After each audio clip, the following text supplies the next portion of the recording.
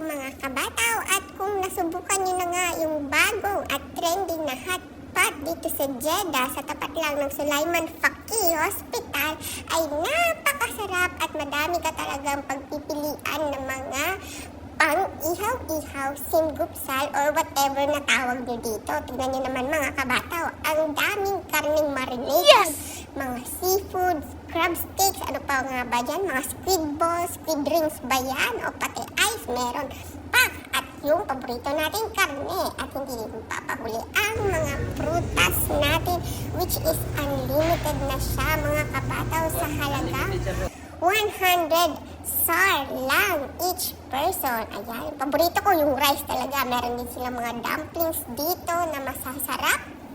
Siomay. Sa dami talaga ng pagpipilian nyo dyan mga kabataw, ay magugulo talaga yung mga utak nyo kahit condiments na lang din at mga sauce dyan. Ang dami talaga. Pack na pack at pwede kayong mag-experiment. Basta to be sure na mauubos nyo yung mga yan na ilalagay nyo or else mati-charge kayo. So, uulitin ko po, nasa 100 SR per ulo per person ang bayad po dyan at unlimited na po yan. Tignan nyo naman yung mga condiments yan mga kabataw. Tignan nyo.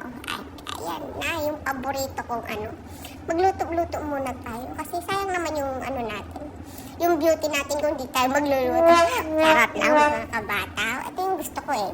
Yung ano kayo, ihaw-ihaw kayo. Ihaw ba yan? Sorry po.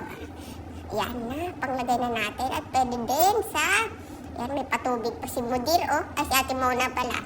Sige. Diba?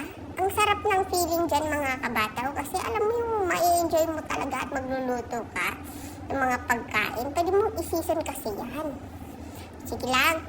Kaya payo ko talaga sa inyo mga kabataw, pag pumunta kayo dyan, dapat gutom kayo, ha? At dahil nga nagluluto na tayo ng mga pasabaw nila, ay naubusan nga kami ni Mudir ng gulay. So, kailangan talaga nating magdagdag ng mga dahon-dahon dyan. Meron din yung tofu, basta mga dahon, mga mushrooms, available din yan mga kabataw. Ayan, kulang pa ba yan? Sige, good to go na yan. Ayan na nga, at ilalagay na natin yung mga dahon na yan sa pinapakuluan natin. Ayan mga kasama ko that time, mga kabataw. Ayan si Kuya, panalo talaga si Kuya. Oh. Happy birthday pala kay Kuya Boy. Salamat sa paglibre po. At saka, ayan, buti na lang. More on mga malalakas kumain yung mga kasama natin or else magbabayad tayo ng wala sa oras nito. Maraming salamat po sa sponsor natin, Kuya Boy. Maraming salamat po. Happy birthday din pala sa isa naming kasama, si Anthony. Buti na lang nag-birthday kayong dalawa at kakain kami dito sa hotpot. Kaya ano pang hinihintay nyo, sumugod na kayo sa barbecue hotpot sa may tapat ng Sulaiman Faqih. See you there!